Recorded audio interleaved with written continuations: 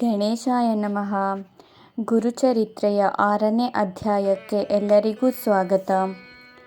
ಪುಲಸ್ತ್ಯ ಎಂಬ ಬ್ರಾಹ್ಮಣನಿದ್ದನು. ಅವನ ಹೆಂಡತಿಯ ಹೆಸರು ಕೈಕಯ. ಗಂಡ ಹೆಂಡತಿ ಇಬ್ಬರೂ ಈಶ್ವರ ಭಕ್ತಿಯಲ್ಲಿ ಮನಸ್ಸುಳ್ಳವರಾಗಿದ್ದರು. ಇಬ್ಬರು ದಿನಾಲೂ ಭಕ್ತಿಯಿಂದ ಶಿವಪೂಜೆಯನ್ನು ಮಾಡುವರು. ದಿನಾಲೂ ಲಿಂಗ ಪೂಜೆ ಮಾಡಿ ಪೂಜೆ ಇಲ್ಲದೆ ಊಟ ಮಾಡುತ್ತಿರಲಿಲ್ಲ. ಹೀಗೆ ಕೆಲಕಾಲ ಸಾಗಿದ ಮೇಲೆ ಒಂದು ದಿನ ಅವರ ಪೂಜೆಗೆ ಲಿಂಗವೇ ಸಿಗಲಿಲ್ಲ. ಆದ್ದರಿಂದ ತಮ್ಮ ಶಿವಪೂಜಾ ವ್ರತಕ್ಕೆ ಭಂಗ ಉಂಟಾದ್ದರಿಂದ ಅವರು ಮಣ್ಣಿನಿಂದ ಲಿಂಗವನ್ನು ಸ್ಥಾಪಿಸಿ ಪೂಜೆ ಮಾಡಹತ್ತಿದರು. ಈ ದಂಪತಿಗಳಿಗೆ ಒಬ್ಬ ಮಗನಿದ್ದನು. ಅವನ ಹೆಸರು ದಶಶಿರ, ಅಂದರೆ 10 ಮುಖವುಳ್ಳ ರಾವಣ. ತಾಯಿಯು ಮಣ್ಣಿನ ಲಿಂಗವನ್ನು ಪೂಜಿಸುತ್ತಿರುವಾಗ ಅವಳನ್ನು ಭೆಟ್ಟಿಗೆಂದು ಬಂದನು. ಅಮ್ಮ, ಮಣ್ಣಿನ ಲಿಂಗವನ್ನು ಏಕೆ ಪೂಜಿಸುತ್ತಿರುವೆ ಎಂದು ಕೇಳಿದನು. ಆಗ ತಾಯಿ ನಡೆದ ವೃತ್ತಾಂತವನ್ನು ತಿಳಿಸಿದಳು. ಆಗ ರಾವಣನು, ಅಮ್ಮ, ನೀನು ನನ್ನ ತಾಯಿ ಎಂದು ಕರೆಸಿಕೊಳ್ಳುವಿ, ಮಣ್ಣಿನ ಲಿಂಗವನ್ನು ಪೂಜಿಸುವಿ, ಇದು ದುರ್ದೈವವಲ್ಲದೆ ಮತ್ತೇನು? ಮಾತೆಯೇ, ಸುಳ್ಳು ಏಕೆ ಶ್ರಮಪಡುತ್ತಿರುವೆ? ಆ ಕೈಲಾಸವನ್ನೇ ನಿನ್ನ ಬಳಿಗೆ ತಂದು ಇಡುವೆ ಎಂದು ತಾಯಿಗೆ ಪ್ರತಿಜ್ಞೆ ಮಾಡಿದನು. ಆಗಲೇ ಈಶ್ವರನ ಕೈಲಾಸ ಪಟ್ಟಣಕ್ಕೆ ಬಂದು ಮುಟ್ಟಿದನು ಮತ್ತು ಒಳ್ಳೆ ಸಿಟ್ಟಿನಿಂದ ತನ್ನ 20 ತೋಳುಗಳಲ್ಲಿರುವ ಬಲವನ್ನು ಒಂದಾಗಿಸಿ ಬಿಳಿದಾಗಿರುವ ಸುಂದರ ಕೈಲಾಸ ಪರ್ವತವನ್ನು ಹಿಡಿದು ಅಲುಗಾಡಿಸಹತ್ತಿದನು. ಕೈಲಾಸ ಭುವನವು ಅಲುಗಿತು. 10 ತಲೆಗಳನ್ನು ಅದಕ್ಕೆ ಹಚ್ಚಿ ತಿಕ್ಕಿ ಎತ್ತುವ ಪ್ರಯತ್ನವನ್ನೂ ಮಾಡಿದನು. ಆ ಪರ್ವತವನ್ನು ಹೊತ್ತೊಯ್ಯುವ ಉಲ್ಲಾಸವೂ ಅವನಲ್ಲಿ ತುಂಬಿತ್ತು. ಪರ್ವತಕ್ಕೆ ತಲೆ ಹಚ್ಚಿ ಕೈಗಳನ್ನು ಮೊಣಕಾಲುಗಳ ಮೇಲೆ ಊರಿ ಒಳ್ಳೆ ಕಸುವಿನಿಂದ ಎತ್ತಿದನು. ಆಗ ಆ ವಿಕ್ರಮದಿಂದ 7 ಪಾತಾಳಗಳೆಲ್ಲ ತೊಯ್ದಾಡ ಹತ್ತಿದವು. ಭೂಭಾರವನ್ನು ಹೆಡೆಯುಳುಟ್ಟ ಶೇಷನು ಬೆದರಿ ಹೆಡೆ ತಪ್ಪಿಸಿದನು. ಬೆನ್ನ ಮೇಲೆ ಭೂಮಿಯನ್ನಿರಿಸಿಕೊಂಡ ಕೂರ್ಮನು ಬೆದರಿ ನಡುಗಿದನು. ದೇವಗಣವು ಅಂಜಿ ಅಚ್ಚರಿಗೊಂಡಿತು. ಇಂದ್ರನ ಅಮರಾವತಿಯೂ ನಡಗ ಹತ್ತಿತು. ಸ್ವರ್ಗವೂ ತತ್ತರಿಸಿತು. ಅದರಂತೆ ವಿಷ್ಣು ಭವನವೂ ಸತ್ಯ ಲೋಕಾದಿಗಳೂ ಕಂಪಿಸಿದವು. ಮೇರು ಪರ್ವತವು ಉರುಳಿ ಬೀಳುವುದೋ ಎಂದೆನಿಸಿತು. ಹೀಗೆ ಮಹಾಪ್ರಳಯವೇ ಉಂಟಾಯಿತು. ಕೈಲಾಸಪುರದಲ್ಲಿಯ ದೇವಗಣಗಳೆಲ್ಲವೂ ಅಂಜಿ ನಡುಗತೊಡಗಿದವು. ಗಿರಿಜೆಯು ಈ ಪ್ರಳಯ ರೂಪವನ್ನು ಕಂಡು ಭಯಚಕಿತಳಾಗಿ ಶಿವನ ಹತ್ತಿರ ಹೋದಳು. ಪಾರ್ವತಿಯು ಶಿವನಿಗೆ, ಇಂದು ಕೈಲಾಸಕ್ಕೆ ಏನಾಗಿದೆಯೋ ಯಾರು ಬಲ್ಲರು? ಒಳ್ಳೆ ವೇಗದಿಂದ ತೂಗಾಡ ಹತ್ತಿದೆ, ನಿಶ್ಚಿತವಾಗಿ ಬೀಳುತ್ತದೆ ಎಂಬಂತೆ ಎಂದು ಶಿವನ ಪಾದಗಳಿಗೆ ಎರಗಿದಳು. ಈಶ್ವರನು ಪಾರ್ವತಿಯನ್ನು ಕುರಿತು, ದೇವಿ, ನೀನು ಈ ಬಗ್ಗೆ ಎಷ್ಟು ಚಿಂತಿಸಬೇಡ. ನನ್ನ ಭಕ್ತನಾದ ರಾವಣನು ಭಕ್ತಿಯಿಂದ ಆಟವಾಡುತ್ತಿದ್ದಾನೆ ಎಂದು ಹೇಳಲು ಪಾರ್ವತಿಯು ಈ ಮಾತು ಕೇಳಿ ಶಿವನಿಗೆ ನಮಸ್ಕರಿಸಿ, ಶೂಲಪಾಣಿಯೇ, ರಕ್ಷಿಸು ರಕ್ಷಿಸು, ಎಲ್ಲ ದೇವತೆಗಳನ್ನು ಕಾಯ್ದುಕೋ ಎಂದು ವಿನಂತಿಸಿದಳು. ಶಿವನು ಉಮಾದೇವಿಯ ಮಾತುಗಳನ್ನು ಮನ್ನಿಸಿ ಎಡಗೈಯಿಂದ ಹತ್ತಿಕ್ಕಿದನು. ಆದ್ದರಿಂದ ರಾವಣನ 10 ತಲೆಗಳು ಮತ್ತು 10 ಭುಜಗಳೂ ಸಹಿತವಾಗಿ ಪರ್ವತದ ಸಂದಿಯಲ್ಲಿ ಸಿಕ್ಕಿಬಿದ್ದನು. ರಾವಣನು ಅದರಿಂದ ಮನದಲ್ಲಿ ಬಹಳ ಚಿಂತಿಸಹತ್ತಿದನು. ಶರಣಾಗತನನ್ನು ರಕ್ಷಿಸು ಎನ್ನುತ್ತಾ ಶಿವ ಶಿವ ಎಂದು ಉಚ್ಚರಿಸುತ್ತಾ ಸ್ತೋತ್ರ ಮಾಡುತ್ತಾ ಧ್ಯಾನಿಸತೊಡಗಿದನು. ದೇವ ಪಿನಾಕಪಾಣಿಯೇ, ಜಗದ್ರಕ್ಷಕ ಶಿರೋಮಣಿಯೇ, ರಕ್ಷಿಸು ರಕ್ಷಿಸು, ನಿನ್ನ ಪಾದಗಳಿಗೆ ಶರಣಾಗತನಾಗಿರುವೆ. ನಿನ್ನ ಭಕ್ತನಿಗೆ ಮರಣ ಉಂಟೆ ಎಂದು ಅನನ್ಯ ಭಾವನೆಯಿಂದ ಪ್ರಾರ್ಥಿಸಿದನು. ಬೋಳೆ ಜನರ ಚಕ್ರವರ್ತಿಯಾದ ಶಂಕರನು ರಾವಣನ ವಿನಂತಿಯನ್ನು ಕೇಳಿ ಹತ್ತಿಕ್ಕಿದ ಎಡಗೈಯನ್ನು ಕೃಪೆಯಿಂದ ಬೇಗನೆ ತೆಗೆದನು. ಆದ್ದರಿಂದ ರಾವಣನು ಪಾರಾದನು. ತನ್ನ ಶಿರವನ್ನು ಕೊಯ್ದುಕೊಂಡು ಕೈಯಲ್ಲೇ ಹಿಡಿದನು. ಅದಕ್ಕೆ ತನ್ನ ಕರುಳನ್ನೇ ತಂತಿಯಂತೆ ಬಿಗಿದು ಅಪಾರ ಸ್ತುತಿ ಮಾಡಹತ್ತಿದನು. 1000 ವೇದಗಳನ್ನು ಒಂದುಗೂಡಿಸಿ ವರ್ಣಕ್ರಮ ಮೊದಲಾಗಿ ವಿಸ್ತರಿಸಿ ಸಾಮವೇದದ ಅತಿ ಗಾಯನದಲ್ಲಿ ಎಲ್ಲ ರಾಗಗಳನ್ನು ಹಾಡಹತ್ತಿದನು. 8 ಗಣಗಳು, 9 ರಸಗಳು, 7 ಸ್ವರಗಳೂ ಕೂಡಿ ಲಂಕಾನಾಥನು ಗಾಯನ ಮಾಡಹತ್ತಿದನು. ರಾವಣನ ಈ ಮೇಲಾದ ಭಕ್ತಿಗೆ ಈಶ್ವರನು ಕೂಡಲೇ ಪ್ರಸನ್ನನಾದನು. ನಿಜರೂಪದಲ್ಲಿ ಒಳ್ಳೆ ಹರುಷದಿಂದ ಆತನ ಎದುರಿಗೆ ಬಂದು ನಿಂತುಕೊಂಡನು. ಆಗ ಶ್ರೀಶಂಕರನು 5 ಮುಖ, 3 ಕಣ್ಣು, 10 ಭುಜಗಳಿಂದ ಯುಕ್ತನಾಗಿ ನಿಂತುಕೊಂಡು ಸಂತೋಷದಿಂದ, ರಾವಣ, ನೀನು ಬಯಸುವ ವರವೇನು? ಬೇಡು ಎಂದನು. ಸಂತುಷ್ಟನಾದ ಶಿವನನ್ನ ಕುರಿತ ರಾವಣನು, ದೇವ, ನಾನು ನಿನ್ನ ಹತ್ತಿರ ಅದಾವ ವರವನ್ನ ಬೇಡಲಿ? ನಿನ್ನ ಕೃಪೆಯಿಂದ ಲಕ್ಷ್ಮಿಯು ನನ್ನ ಮನೆಯ ದಾಸಿಯಾಗಿರುವಳು. ಅಷ್ಟನಿಧಿಗಳು ನನ್ನ ಬಾಗಿಲಲ್ಲಿವೆ. ಬ್ರಹ್ಮನು ದಿನಾಲೂ ಪಂಚಾಂಗವನ್ನು ಹೇಳುವ ಜೋಯಿಸನಾಗಿದ್ದಾನೆ. ಸೂರ್ಯ, ಚಂದ್ರ, ವರುಣ, ವಾಯು ಮೊದಲಾಗಿ 33 ಕೋಟಿ ದೇವತೆಗಳೆಲ್ಲರೂ ಹರುಷದಿಂದ ನಮ್ಮ ಸೇವೆ ಮಾಡುತ್ತಲಿರುವರು. ಅಗ್ನಿಯು ಒಂದೇ ಸಮನೆ ಸೇವೆ ಮಾಡುತ್ತಲಿದ್ದಾನೆ. ಒಳ್ಳೆ ಕುಶಲತೆಯಿಂದ ಬಟ್ಟೆ ತೊಳೆಯುವ ಕೆಲಸವನ್ನೂ ಮಾಡುವನು. ನನ್ನ ಆಜ್ಞಾಧಾರಕ ಯಮನು ನನ್ನ ಅಪ್ಪಣೆಯಾಗದ ಹೊರತು ಯಾರನ್ನೂ ಕೊಲ್ಲಲಾರನು. ಇಂದ್ರನನ್ನು ಸೋಲಿಸಿದ ಪರಾಕ್ರಮಿಯಾದ ಇಂದ್ರಜಿತುವು ನನ್ನ ಮಗನು. ಬಲಿಷ್ಠನಾದ ಕುಂಭಕರ್ಣನಂತವನು ನನ್ನ ತಮ್ಮನು. ನನ್ನ ಸ್ಥಾನವಾದ ಲಂಕಾಪಟ್ಟಣವು ಸಮುದ್ರದ ಮಧ್ಯದಲ್ಲಿ ಭದ್ರವಾಗಿದೆ. ಬಯಸಿದುದನ್ನು ಕೂಡಲೇ ಕೊಡುವಂತಹ ಕಾಮಧೇನುವು ಮನೆಯಲ್ಲಿದೆ. 6 ಕೋಟಿ ವರ್ಷದ ದೀರ್ಘಾಯುಷ್ಯವೂ ನನಗೆ. ನನ್ನಂತಹವನು ಇನ್ನೊಬ್ಬನಿಲ್ಲ ಈ ಜಗತ್ತಿನಲ್ಲಿ. ಅಂದ ಬಳಿಕ ಯಾವ ಕೊರತೆಗಾಗಿ ನಾನು ವರವನ್ನ ಬೇಡಲಿ? ನಿನ್ನೊಂದಿಗೆ ನಿನ್ನ ವಾಸಸ್ಥಾನವಾದ ಕೈಲಾಸವನ್ನ ಲಂಕೆಗೆ ಒಯ್ಯುವೆ. ಇದಿಷ್ಟೇ ಕೆಲಸಕ್ಕಾಗಿ ಈಗ ಬಂದಿರುವೆ. ನನ್ನ ತಾಯಿಗೆ ಪ್ರತಿದಿನವೂ ನಿನ್ನ ಪೂಜೆಯನ್ನ ಮಾಡುವ ವ್ರತವಿರುವುದು. ಕೃಪಾಮೂರ್ತಿಯೇ, ದಾತಾರ, ಭಕ್ತಿಗಾಗಿ ಮನೋರಥವನ್ನ ಪೂರೈಸಬೇಕು ಎಂದು ಬೇಡಿದನು. ರಾವಣನ ವಿನಂತಿಯನ್ನ ಮನಗಂಡ ಈಶ್ವರನು, ಕೇವಲ ಪೂಜೆಗಾಗಿಯೇ ನನ್ನ ಅಗತ್ಯವಿದ್ದುದಾದರೆ ಕೈಲಾಸವನ್ನು ಕೊಂಡೇನು ಮಾಡುವಿ? ನಿನಗೆ ನನ್ನ ಆತ್ಮಲಿಂಗವನ್ನೇ ಕೊಡುವೆ. ನಿನ್ನ ಮನೋಬಯಕೆಗಳೆಲ್ಲವೂ ಈ ನನ್ನ ಆತ್ಮಲಿಂಗದಿಂದಲೇ ಸಾಧಿಸುವವು. ರಾವಣ, ಈ ಲಿಂಗವು ಕೇವಲ ನನ್ನ ಪ್ರಾಣವು. ಆದಾಗ್ಯೂ ಇದನ್ನು ನಿನಗೆ ಕೊಡುವೆ ಎಂದು ರಾವಣನಿಗೆ ಕೊಟ್ಟನು. ನೀನು ಇದನ್ನು ನಿತ್ಯದಲ್ಲಿ ತ್ರಿಕಾಲವೂ ಪೂಜಿಸತಕ್ಕದ್ದು. 108 ಸಲ ಷಡಕ್ಷರ ಮಂತ್ರವನ್ನು ಜಪಿಸಬೇಕು. ಅಮ್ಮನದಿಂದ ರುದ್ರಾಭಿಷೇಕ ಮಾಡಿ ಪೂಜಿಸಬೇಕು. ಈ ನನ್ನ ಆತ್ಮಲಿಂಗವನ್ನು ಒಂದೇ ಸಮನೆ 3 ವರ್ಷಗಳವರೆಗೆ ಪೂಜಿಸಿದರೆ ನೀನೇ ನನ್ನ ಸ್ವರೂಪವನ್ನು ಹೊಂದುವಿ. ಮನದಲ್ಲಿ ಬಯಸಿದ್ದೆಲ್ಲವನ್ನೂ ಬೇಗನೆ ಹೊಂದುವಿ. ಈ ಲಿಂಗವುಳ್ಳವನಿಗೆ ಮರಣವೂ ಸಂಭವಿಸಲಾರದು. ಕೇವಲ ಇದರ ದರ್ಶನ ಮಾತ್ರದಿಂದ ನಿತ್ಯ ದೋಷಗಳೆಲ್ಲವೂ ಬೇಗನೆ ಪರಿಹಾರವಾಗುವವು. ರಾವಣ, ನೀನು ನಿನ್ನ ಲಂಕಾಪಟ್ಟಣಕ್ಕೆ ಮುಟ್ಟುವವರೆಗೂ ಈ ಲಿಂಗವನ್ನು ಎಲ್ಲಿಯೂ ನೆಲಕ್ಕಿಡಬೇಡ. ಪಟ್ಟಣಕ್ಕೆ ಹೋದ ನಂತರ 3 ವರ್ಷಗಳವರೆಗೆ ಪೂಜಿಸು. ಅಂದರೆ ನೀನೇ ಈಶ್ವರನಾಗುವಿ ಎಂದನು. ಈ ಬಗೆಯಾಗಿ ರಾವಣನು ಶಂಕರನಿಂದ ಆತ್ಮಲಿಂಗ ಸಹಿತವಾಗಿ ವರವನ್ನ ಪಡೆದನು. ಆತನಿಗೆ ಸಾಷ್ಟಾಂಗವೆರಗಿದನು. ಕರ್ಪೂರ ಗೌರವದಿಂದ ಅಪ್ಪಣೆಯನ್ನ ಹೊಂದಿದನು. ಕೂಡಲೇ ಲಂಕಾಪಟ್ಟಣಕ್ಕೆ ಭರದಿಂದ ಹೊರಟನು. ಈ ಸನ್ನಿವೇಶವನ್ನ ನೋಡಿದ ತ್ರಿಲೋಕ ಸಂಚಾರಿಯಾದ ನಾರದರು ರಾವಣನು ಶಂಕರನ ಆತ್ಮಲಿಂಗವನ್ನ ಪಡೆದಿದ್ದ ವೃತ್ತಾಂತವನ್ನೆಲ್ಲ ದೇವತೆಗಳಿಗೆ ಬಂದು ತಿಳಿಸಿದರು. ಇದನ್ನು ಕೇಳಿದ ಇಂದ್ರನು ಭಯಗೊಂಡನು. ಕೈಮುಗಿದು ಇದಕ್ಕೆ ಇನ್ನೇನು ಉಪಾಯವೆಂದು ಸವಿನಯವಾಗಿ ಪ್ರಶ್ನಿಸಿದನು. ಅದಕ್ಕೆ ನಾರದರು, ನೀವು ಬ್ರಹ್ಮನೆಡೆಗೆ ಹೋಗಬೇಕು. ಅವನು ಇದಕ್ಕೆ ಬೇಗನೆ ಉಪಾಯವನ್ನ ಮಾಡುವನು ಎಂದನು.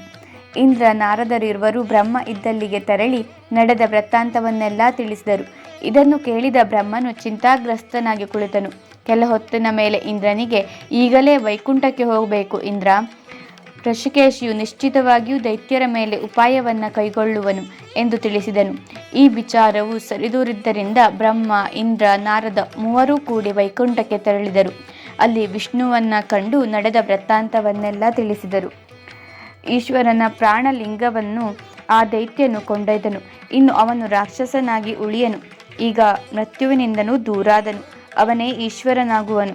ಅದಕ್ಕೆ ಬೇಗನೆ ಉಪಾಯವನ್ನ ಕೈಗೊಂಡು ಈ ಮುಂದಿನ ಅಪಾಯವನ್ನ ತಪ್ಪಿಸುವುದು ಒಳಿತು. ಸಮಯ ಮೀರಿದರೆ ಮುಂದೆ ಜಡವಾದೀತು. ರಾಕ್ಷಸರ ನಾಶಕ್ಕಾಗಿ ನೀವೇ ಅವತರಿಸಿ ಬರಬೇಕು. ಹೀಗೆಂದು ಬ್ರಹ್ಮನು ವಿನಂತಿಸಲು ಆತನ ಮಾತುಗಳನ್ನು ಕೇಳಿದ ಹರಿಯು ಒಮ್ಮೆಲೆ ಮೆಟ್ಟಿಬಿದ್ದನು. ಅಲ್ಲದೆ ಸಿಟ್ಟಿನಿಂದ ಕಿಡಿಕಿಡಿಯಾಗಿ ಕೆಲಸವು ಕೆಟ್ಟಿತು ಎಂದು ನುಡಿದನು. ಕೂಡಲೇ ಕೈಲಾಸಕ್ಕೆ ಹೊರಟನು. ವಿಷ್ಣು ಈಶ್ವರನ ಬಳಿಗೆ ಬಂದು, ಶಂಕರ, ಇದನ್ನೇನು ಮಾಡಿಬಿಟ್ಟೆ? ಕ್ರೂರ ರಾಕ್ಷಸನಾದ ರಾವಣನಿಗೆ ಪ್ರಾಣಲಿಂಗವನ್ನು ಕೊಡುವ ಉದ್ದೇಶವೇನು? ರಾವಣನು ಕ್ರೂರನಾದ ಮಹಾದೈತ್ಯನು. ಸುರವರೆಲ್ಲರೂ ಆತನ ಊಳಿಗದಲ್ಲಿರುವರು. ಅಲ್ಲದೆ ಕಾರಾಗೃಹದಲ್ಲಿ ಕೊಳೆಯುತ್ತಿರುವರು. ಇನ್ನು ಅವರ ಬಿಡುಗಡೆಯೆಂತು ಎಂಬುದನ್ನು ನಮಗೆ ಹೇಳು. ಇಂತಹ ದುರಾಚಾರಿಯಾದವನಿಗೆ ನೀವು ಅದೆಂದು ವರವನ್ನಿತ್ತಿರೋ ಅದಾರು ಬಲ್ಲರು?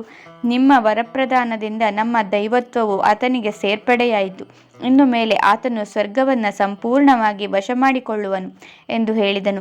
ವಿಷ್ಣುವಿನ ಮಾತುಗಳನ್ನು ಕೇಳಿದ ಶಂಕರನು, ನಾನು ಆ ರಾವಣನ ಭಕ್ತಿಗೆ ಸಂತುಷ್ಟನಾದನು. ಆ ಭರದಲ್ಲಿಯೇ ಮೈಮರೆತೆನು. ಕೇವಲ ಸಂತೋಷಪೂರ್ವಕವಾಗಿಯೇ ಆತನಿಗೆ ಪ್ರಾಣಲಿಂಗವನ್ನು ಕೊಟ್ಟೆನು. ಹರಿಯೇ, ಅವನು ತನ್ನ ತಲೆಯನ್ನ ಕಡಿದುಕೊಂಡು ವೀಣೆಯನ್ನಾಗಿ ಮಾಡಿಕೊಂಡನು. ಸಪ್ತ ಸ್ವರಯುಕ್ತವಾಗಿ ಒಳ್ಳೆ ಭಕ್ತಿಯಿಂದ ವೇದ ಮೊದಲಾದವುಗಳ ಗಾಯನ ಮಾಡಿದನು. ಆತನ ನಿರ್ವಾಣ ಭಕ್ತಿಗೆ ಪರವಶನಾದ ನಾನು ಒಂದು ಸಮಯ ಆತನು ಪಾರ್ವತಿಯನ್ನು ಬೇಡಿದ್ದರೂ ಕೊಟ್ಟು ಬಿಡುತ್ತಿದ್ದೆನು. ನಾನು ಭಕ್ತಿಗೆ ಮರುಳಾದೆ, ಆದ್ದರಿಂದ ಲಿಂಗವನ್ನು ಕೊಟ್ಟೆ. ಹೆಚ್ಚೇನು, ಆತನು ನನ್ನ ಪ್ರಾಣವನ್ನೇ ಕೊಂಡೊಯ್ದನು ಎಂದು ಎಲ್ಲವನ್ನು ವಿಷ್ಣುವಿಗೆ ತಿಳಿಸಿದನು. ವಿಷ್ಣುವು ಶಂಕರನನ್ನು ಕುರಿತು, ಉಮಾಕಾಂತನೇ, ನೀನು ಹೀಗೆ ವಿಚಾರ ಮಾಡದೆ ದೈತ್ಯರಿಗೆ ಬೇಕಾದುದನ್ನು ದಯಪಾಲಿಸುವಿ. ಆದ್ದರಿಂದ ಅವರು ಮದೋನ್ಮತ್ತರಾಗುವರು. ಅವರನ್ನು ಮಣಿಸಲು ನಾವು ಬಹಳೇ ಕಷ್ಟಪಡಬೇಕಾಗುವುದು. ದೈತ್ಯರು ದೇವಬ್ರಾಹ್ಮಣರಿಗೆ ಹೆಚ್ಚಾಗಿ ಪೀಡೆಯನ್ನುಂಟು ಮಾಡುವರು. ಈ ಕಾರಣಕ್ಕಾಗಿ ನಾವು ಅವತಾರ ಮಾಡಬೇಕಾಗುವುದು. ಇರಲಿ, ಈಗ ಆ ದುಷ್ಟನಿಗೆ ಲಿಂಗವನ್ನು ಕೊಟ್ಟು ಎಷ್ಟು ಹೊತ್ತಾಯಿತು? ಇಷ್ಟರಲ್ಲಿ ಅವನು ಲಂಕೆಗೆ ಮುಟ್ಟಿರಬಹುದೇ ಎಂದು ಕೇಳಿದನು. ಶಂಕರನು 5 ಗಳಿಗೆಗಳಾದವು ಎಂದು ಹೇಳಲು ಶಿವವಚನವನ್ನು ಕೇಳಿದೊಡನೆ ನಾರಾಯಣನು ಉಪಾಯವನ್ನು ಮಾಡಿದನು. ಸೂರ್ಯನನ್ನು ಮರೆಮಾಡಲು ತನ್ನ ಸುದರ್ಶನ ಚಕ್ರವನ್ನು ಕಳುಹಿಸಿದನು. ವಿಷ್ಣುವು ನಾರದನನ್ನು ಕರೆದು ಹೇಳಿದನು, ಈಗ ರಾವಣನು ಲಂಕೆಯ ಮಾರ್ಗದಲ್ಲಿರುವನು. ನೀವು ಬೇಗನೆ ಹೋಗಬೇಕು. ನೀವು ಆತನನ್ನು ಅವನ ದಾರಿಯಲ್ಲಿ ಸಂಧಿಸಬೇಕು. ಏನೊಂದು ಉಪಾಯದಿಂದ ಆತನಿಗೆ ತಡವಾಗುವಂತೆ ಮಾಡಬೇಕು. ಲಂಕೆಗೆ ಬೇಗ ಹೋಗದಂತೆ ಮಾಡಬೇಕು. ಬೇಗ ಹೋಗಿರಿ. ಚಕ್ರವು ಸೂರ್ಯನಿಗೆ ಮರೆಯಾಯಿತು. ರಾವಣನು ಸ್ನಾನ, ಸಂಧ್ಯೆ ಮೊದಲಾದ ಕರ್ಮಗಳಲ್ಲಿ ಒಳ್ಳೆಯ ಆಸಕ್ತನು. ನೀವು ಹೋಗಿ ತಪ್ಪದೆ ಆತನಿಗೆ ತಡವಾಗುವಂತೆ ಮಾಡಿರಿ. ಈ ಮಾತು ಕೇಳಿ ವಿಷ್ಣುವಿನಿಂದ ಕಳಿಸಲ್ಪಟ್ಟ ನಾರದರು ಮನೋವೇಗದಿಂದ ಮಾರ್ಗಕ್ರಮಿಸುತ್ತಾ ಲಂಕೆಗೆ ಹೊರಟ ರಾವಣನನ್ನು ನಡುದಾರಿಯಲ್ಲಿಯೇ ಕೂಡಿಕೊಂಡರು. ನಾರದನನ್ನು ಕಳಿಸಿದ ವಿಷ್ಣುವು ಇನ್ನು ವಿಘ್ನವನ್ನುಂಟು ಮಾಡಲು ಗಣೇಶ್ವರನನ್ನು ರಮಿಸಿ ಕಳಿಸಬೇಕು ಎಂದು ತನ್ನ ಮನದಲ್ಲಿಯೇ ಆಲೋಚಿಸಿದರು. ಕೂಡಲೇ ಗಣೇಶನನ್ನು ಬರಮಾಡಿಕೊಂಡನು ಮತ್ತು ಆತನಿಗೆ ವಿನಯದಿಂದ, ಎಲೈ ವಿಘ್ನರಾಜ, ರಾವಣನು ಅದೆಂಥವನು? ನೀನು ಅವನನ್ನು ಯಾವಾಗಲೂ ಉಪೇಕ್ಷಿಸುವೆಯಲ್ಲ. ಎಲ್ಲ ದೇವತೆಗಳು ನಿನ್ನನ್ನು ವಂದಿಸುವರು. ನೀನು ಅವರ ಬೇಡಿಕೆಗಳನ್ನೆಲ್ಲ ಪೂರ್ಣ ಮಾಡುವಿ. ಅದಾರು ನಿನ್ನನ್ನು ಕಡೆಗಣಿಸುವರೋ ಅವರಿಗೆ ವಿಘ್ನವನ್ನುಂಟು ಮಾಡುವಿ. ಆದರೆ ಇಂದು ರಾವಣನು ನಿನ್ನನ್ನು ಉಪೇಕ್ಷಿಸಿದನು. ಅಲ್ಲದೆ ವಿಶೇಷವೆಂದರೆ ನಿಮ್ಮ ತಂದೆಯ ಪ್ರಾಣಲಿಂಗವನ್ನೇ ಒಯ್ದನು. ಅವನು ಶಿವನನ್ನು ಮೋಸಗೊಳಿಸಿ ಸ್ವರ್ಗದ ನಿಧಾನವನ್ನೇ ಕೊಂಡೊಯ್ದಿರುತ್ತಾನೆ. ಈಗ ನೀನು ಒಂದು ಕೆಲಸವನ್ನು ಮಾಡಬೇಕು. ಕಪಟ ರೂಪದಿಂದ ಬಾಲಕನು ವಕ್ರವಾದ ಶರೀರವುಳ್ಳ ವಾಮನ ಮೂರ್ತಿಯೂ ಆಗಬೇಕು. ಲಂಕೆಯ ಮಾರ್ಗದಲ್ಲಿರುವ ರಾವಣನ ಹತ್ತಿರ ಹೋಗಬೇಕು. ರಾವಣನಿಗೆ ಮಾರ್ಗ ಮಧ್ಯದಲ್ಲಿ ವಿಳಂಬವನ್ನುಂಟು ಮಾಡುವ ಕಾರಣಕ್ಕಾಗಿಯೇ ಈಗ ನಾರದರು ಹೋಗಿರುವರು. ದಾರಿಯಲ್ಲಿಯೇ ಸೂರ್ಯನು ಅಸ್ತಂಗತನಾಗುವ ಸಮಯವು ಒದಗಬಹುದು. ಆಗ ರಾವಣನು ತಪ್ಪದೇ ಸಂಧ್ಯಾವಂದನೆ ಮಾಡುವನು. ಲಿಂಗವನ್ನು ಭೂಮಿಯ ಮೇಲೆ ಇಡಕೂಡದೆಂದು ರಾವಣನಿಗೆ ಶಿವನ ಆಜ್ಞೆಯಾಗಿದೆ. ಶೌಚಾಚಮನದಿಂದ ಶುದ್ಧವಾಗುವ ಸಮಯದಲ್ಲಿ ಲಿಂಗವನ್ನು ತನ್ನ ಬಳಿಯಲ್ಲಿ ಆತನು ಇಟ್ಟುಕೊಳ್ಳಲಾರನು. ಇದನ್ನರಿತು ಗಿಡ್ಡ ಬಾಲಕ ವೇಷದಿಂದ ಶಿಷ್ಯನಂತೆ ಕರುಣಾಪೂರ್ಣನಾಗಿ ಹೋಗಬೇಕು. ಸೂಕ್ಷ್ಮ ರೂಪವನ್ನು ತೋರಬೇಕು. ವಿಶ್ವಾಸ ತೋರಿಸಿ ಲಿಂಗವನ್ನು ತೆಗೆದುಕೊಳ್ಳಬೇಕು. ಸಂಧ್ಯಾವಂದನೆಯ ಸಮಯಕ್ಕೆ ನಿರ್ವಾಹವಿಲ್ಲದೆ ವಿಶ್ವಾಸಗೊಂಡ ಲಿಂಗವನ್ನು ನಿನ್ನ ಕೈಯಲ್ಲಿ ಕೊಡುವನು. ಆ ಕೂಡಲೇ ಆ ಲಿಂಗವನ್ನು ನೀನು ಅಲ್ಲಿಯೇ ಭೂಮಿಯ ಮೇಲೆ ಇಟ್ಟು ಬಿಡಬೇಕು. ನೀನು ಇಷ್ಟು ಮಾಡಿದರೆ ಆ ಲಿಂಗವು ಅಲ್ಲಿಯೇ ಸ್ಥಿರವಾಗಿ ಉಳಿಯುವುದು ಎಂದು ವಿಷ್ಣು ಗಣಪತಿಗೆ ಕಲಿಸಿಕೊಟ್ಟನು. ವಿಷ್ಣುವಿನಿಂದ ಬೋಧೆ ಹೊಂದಿದ ಗಣಪತಿಯು ಸಂತೋಷಿತನಾಗಿ ಹರುಷದಿಂದ ಆಗ ಏನಾದರೂ ತಿನ್ನಿಸಬೇಕೆಂದು ಬೇಡಿದನು. ಎಳ್ಳುಂಡೆ, ಪಂಚಕಜ್ಜಾಯ, ಕಬ್ಬು, ಕೊಬ್ಬರಿ, ದಾಳಿಂಬರ, ಸಕ್ಕರೆ, ತುಪ್ಪ, ಹಾಲು, ಅಲ್ಲದೆ ನೆಲಗಡಲೆ, ಸಕ್ಕರೆ ಕೂಡಿದ ಭತ್ತದರಳು ತನಗೆ ತಿನ್ನಲು ಬೇಗನೆ ಕೊಡಬೇಕೆಂದು ಬೇಡ ಹತ್ತಿದನು. ವಿಘ್ನೇಶ್ವರನು ಬೇಡಿದ ಖಾದ್ಯ ಪದಾರ್ಥಗಳನ್ನೆಲ್ಲ ಶ್ರಾಂಗಧರನು ತೀವ್ರವೇ ತರಿಸಿಕೊಟ್ಟನು. ಗಣಪತಿಯು ತಿನಿಸನ್ನೆಲ್ಲ ತೆಕ್ಕೊಂಡು ಬ್ರಹ್ಮಚಾರಿಯ ವೇಷದಿಂದ ವೇಗವಾಗಿ ನಡೆದನು. ಇದಕ್ಕೂ ಮೊದಲೇ ನಾರದನು ಹೋಗಿ ರಾವಣನನ್ನು ಕೂಡಿಕೊಂಡನು. ನಾರದರೆಂದರೆ ಬ್ರಹ್ಮರ್ಷಿಗಳು, ಅಗಾಧ ಮಹಿಮಾಶಾಲಿಗಳು. ಅವರು ಒಮ್ಮೆಲೆ ರಾವಣನ ಮುಂದೆ ನಿಂತುಕೊಂಡು, ಎಲ್ಲಿಂದ ಬಂದೆ ಎಂದು ಕೇಳಿದರು. ರಾವಣನು, ನಾನು ಕೈಲಾಸಕ್ಕೆ ಹೋಗಿದ್ದೆನು. ಅಲ್ಲಿ ಬಹುದೊಡ್ಡ ತಪಸ್ಸನ್ನು ಆಚರಿಸಿ ಚಂದ್ರಮೌಳಿ ಶಿವನನ್ನು ಸಂತೋಷಗೊಳಿಸಿದೆನು. ಆತನು ಪ್ರಸನ್ನನಾಗಿ ನನಗೆ ಪ್ರಾಣಲಿಂಗವನ್ನು ವರದಾನ ಮಾಡಿದನು ಮತ್ತು ಅಪಾರವಾದ ಲಿಂಗ ಮಹಿಮೆಯನ್ನು ಸಂತೋಷದಿಂದ ಹೇಳಿದನು. ಆಗ ನಾರದರು, ಲಂಕಾನಾಥ, ನಿನಗೆ ದೈವವು ಬಹಳ ದೊಡ್ಡದು. ಅಮೃತ ಲಿಂಗವು ಅದಕ್ಕೆಂದೇ ನಿನಗೆ ದೊರಕಿತು. ನಾವು ಅದರ ಅದ್ಯಂತವನ್ನೆಲ್ಲ ಬಲ್ಲೆವು. ಆ ಲಿಂಗವನ್ನು ನಮಗೆ ತೋರಿಸು. ನಾವು ಅದರ ಮಹತ್ವವನ್ನೆಲ್ಲ ಈ ಮೊದಲೇ ತಿಳಿದಿರುವೆವು. ಆ ಲಿಂಗದ ಲಕ್ಷಣವನ್ನೆಲ್ಲ ನಿನಗೆ ಸವಿಸ್ತಾರವಾಗಿ ಹೇಳಬಲ್ಲೆವು ಎಂದನು. ರಾವಣನು ನಾರದರ ಮಾತಿನ ಮೇಲೆ ವಿಶ್ವಾಸವನ್ನಿಡಲಿಲ್ಲ. ಆದರೂ ಆ ಲಿಂಗವನ್ನು ಅವರ ಕೈಗೆ ಕೊಡದೆ ದೂರದಿಂದಲೇ ತೋರಿಸಿದನು. ಆಗ ನಾರದರು, ಲಂಕೇಶ, ಈ ಲಿಂಗದ ಮಹಿಮೆಯನ್ನು ನಿನಗೆ ತಿಳಿಸುವೆ. ಈ ಕಥೆಯು ಸಾಕಷ್ಟಿದೆ, ಹೇಳುವೆ ಕೇಳು. ಆ ಲಿಂಗವು ಯಾವ ದಿವಸ ಹುಟ್ಟಿತು? ನಾವು ಪೂರ್ವದಿಂದ ಎಲ್ಲವನ್ನೂ ಅರಿತಿರುವೆವು. ಈ ಬಗ್ಗೆ ಅಪೂರ್ವ ಕಥೆ ಇದೆ, ಅದನ್ನು ಒಮ್ಮತದಿಂದ ಕೇಳು. ಕಾಲಾಗ್ನಿಯಂತಹ ಒಂದು ಶ್ವಾಪದ ಕೋಣವು ಕುರಿ ಮೊದಲಾದ ಎಲ್ಲ ಪ್ರಾಣಿಗಳನ್ನು ನುಂಗಿ ಬ್ರಹ್ಮಾಂಡದ ಒಂದು ಖಂಡದಂತೆ ಬಿದ್ದುಕೊಂಡಿತ್ತು. ಬೇಟೆಯಾಡಲು ಬ್ರಹ್ಮ, ವಿಷ್ಣು, ಮಹೇಶ್ವರರು ಕಾನನಕ್ಕೆ ಬಂದು ಒಂದು ಸಲ ಬಂದಿದ್ದರು. ಆಗ ಆ ಮೃಗವನ್ನು ಕೊಂದರು ಹಾಗೂ ಆ ಮೃಗದ ಮೇಧಸ್ಸನ್ನು ಅಲ್ಲಿಯೇ ತಿಂದರು. ರಾವಣ, ಆ ಮೃಗಕ್ಕೆ 3 ಕೋಡುಗಳಿದ್ದವು. ಅವುಗಳ ಬುಡದಲ್ಲಿ 3 ಲಿಂಗಗಳಿದ್ದವು. ಆ 3 ಅವುಗಳನ್ನು ಒಂದೊಂದಾಗಿ ಹಂಚಿಕೊಂಡರು. ಆ ಲಿಂಗಗಳೇ ಅವರ ಮಹಾಮಹಿಮೆಗೆ ಕಾರಣವಾದ ಆತ್ಮಲಿಂಗಗಳಾದವು. ಲಿಂಗ ಮಹಿಮೆಯನ್ನ ಕಿವಿಯಿಂದ ಕೇಳು. ಇದನ್ನು 3 ವರ್ಷಗಳವರೆಗೆ ಸತತವಾಗಿ ಆರಾಧಿಸಿದನು. ಸಾಕ್ಷಾತ್ ನಿರ್ಗುಣ ಈಶ್ವರನಾಗುವನು. ವರದ ಮೂರ್ತಿ ಎಂದರೆ ಅವನೇ ಅಹುದು. ಆ ಲಿಂಗವು ಇರುವ ಸ್ಥಾನವು ಸಾಕ್ಷಾತ್ ಕೈಲಾಸವಾಗುವುದು. ಇದೇ ಕಾರಣದ ಮೂಲಕ ಬ್ರಹ್ಮ, ವಿಷ್ಣು, ಮಹೇಶ್ವರರಿಗೆ ಈ ಲಿಂಗವು ಮಹತ್ವದ್ದುಂಟಾಯಿತು. ಇನ್ನು ಈ ಲಿಂಗದ ಮಹಿಮೆಯು ಅಪಾರವಾಗಿದೆ, ಅದನ್ನು ಹೇಳುವೆ, ಏಕಾಗ್ರ ಮನಸ್ಸಿನಿಂದ ಕೇಳು ಎಂದರು. ಅದಕ್ಕೆ ರಾವಣನು, ನಮಗೆ ಅಗತ್ಯವಾದ ಕೆಲಸಗಳುಂಟು, ಅದಕ್ಕಾಗಿ ನಾವು ಬೇಗನೆ ಲಂಕೆಗೆ ಹೋಗಬೇಕಾಗಿದೆ ಹೀಗೆಂದು ಆ ಬಲಶಾಲಿಯು ಹೊರಟನು. ಆಗ ನಾರದರು ರಾವಣನನ್ನ ಕುರಿತು, ಸೂರ್ಯನ ಅಸ್ತ ಸಮಯವು ಸಮೀಪಿಸಿದೆ. ಸಂಧ್ಯಾ ಸಮಯವು ಬ್ರಾಹ್ಮಣರಿಗೆ ಮಹತ್ವದ್ದು. ಸಾವಿರಾರು ವೇದಗಳನ್ನು ಓದಿದ ನೀನು ಸಂಧ್ಯಾ ಸಮಯದಲ್ಲಿ ಮಾರ್ಗ ಕ್ರಮಿಸುವಿ. ದಾರಿಯಲ್ಲಿರುವಾಗಲೇ ನಿನಗೆ ರಾತ್ರಿಯಾಗುವುದು. ಆದ್ದರಿಂದ ಸಂಧ್ಯಾಲೋಪವಾಗುವುದು. ನಾವು ಇಲ್ಲಿಯೇ ಸಂಧ್ಯಾ ವಂದನೆಗಾಗಿ ನಿಲ್ಲುವೆವು ಹೀಗೆಂದು ಹೇಳಿದ ನಾರದರು ವಿನಯಪೂರ್ವಕವಾಗಿ ರಾವಣನನ್ನ ಕೇಳಿ ನದಿಗೆ ಹೊರಟರು. ಅಷ್ಟರಲ್ಲಿ ಬ್ರಹ್ಮಚಾರಿಯಾದ ಗಣೇಶನು ಅಲ್ಲಿಗೆ ಬಂದನು.